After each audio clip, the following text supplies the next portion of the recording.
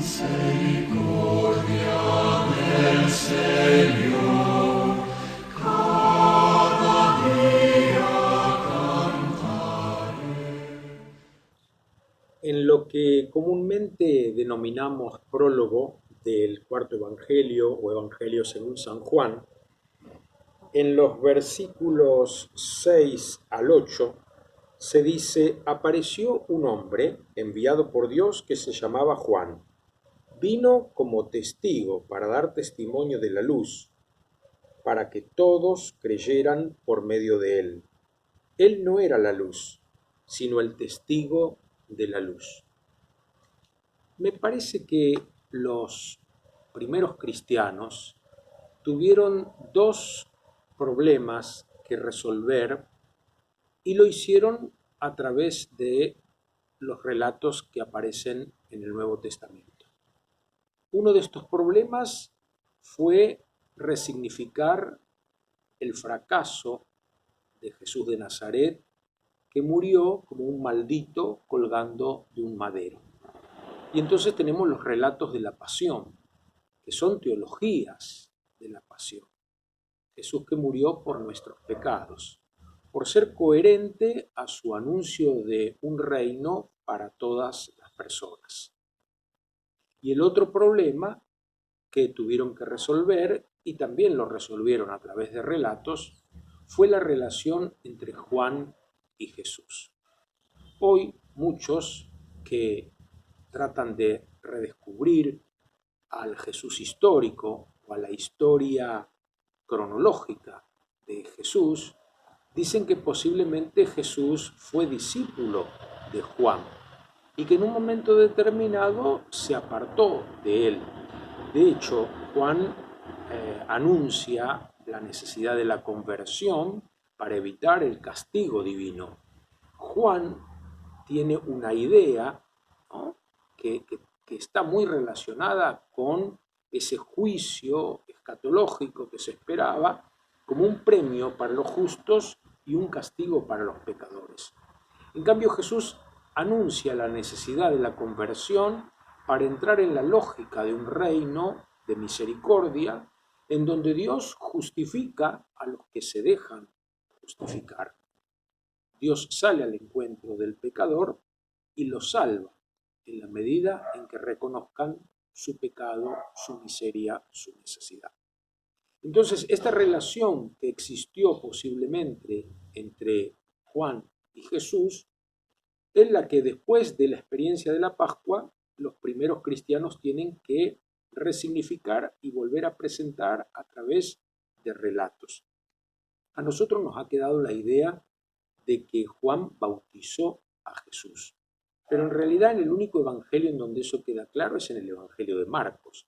En el evangelio de Juan, más bien, el bautista aparece como aquel que designa al Cordero.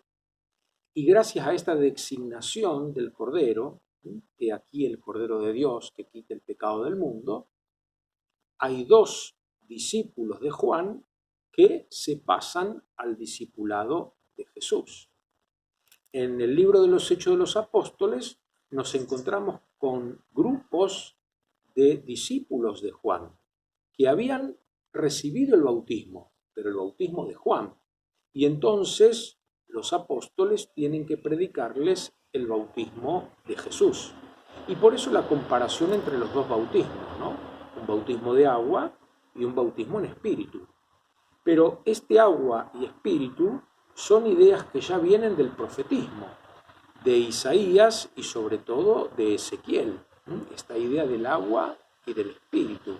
El agua que puede ser vista en algunos momentos como la gran enemiga de Dios, no Satanás, sino las aguas caudalosas, las aguas indómitas y los monstruos que la habitan, y también las aguas como fuente de vida, como manantial en el desierto, como posibilidad para la fecundación y la fertilización. Por eso, estos relatos que nos presentan a Juan como testigo, a Juan como bautizador, a Juan como aquel que no es digno ni siquiera de desatar las sandalias, cuando lo propio de un discípulo que se siente privilegiado porque su maestro le permite llevar las sandalias, portar las sandalias de un lugar a otro. Esa costumbre de que el calzado era algo más bien para usar dentro de la casa, porque era un signo de la dignidad, de la libertad. Recordemos el capítulo 15 de Lucas, cuando regresa el hijo pródigo, el padre manda que le pongan sandalias, que lo calcen, ¿no? Es el signo de la persona libre, de la persona honorable. Y Juan dice, yo ni siquiera soy digno de desatarle las sandalias, mucho menos de llevarlas. ¿Quién fue discípulo de quién? Bueno, algunos dirán que Jesús fue discípulo de Juan, pero los relatos nos muestran más bien a Juan como un precursor. Por eso se dice que Juan no era la luz. Cuando San Agustín comenta este pasaje, dice que Juan era una lámpara. ¿Y por qué la lámpara precede a la luz solar? Porque nuestros ojos no están preparados para contemplar esa luz y podemos quedar como enceguecidos.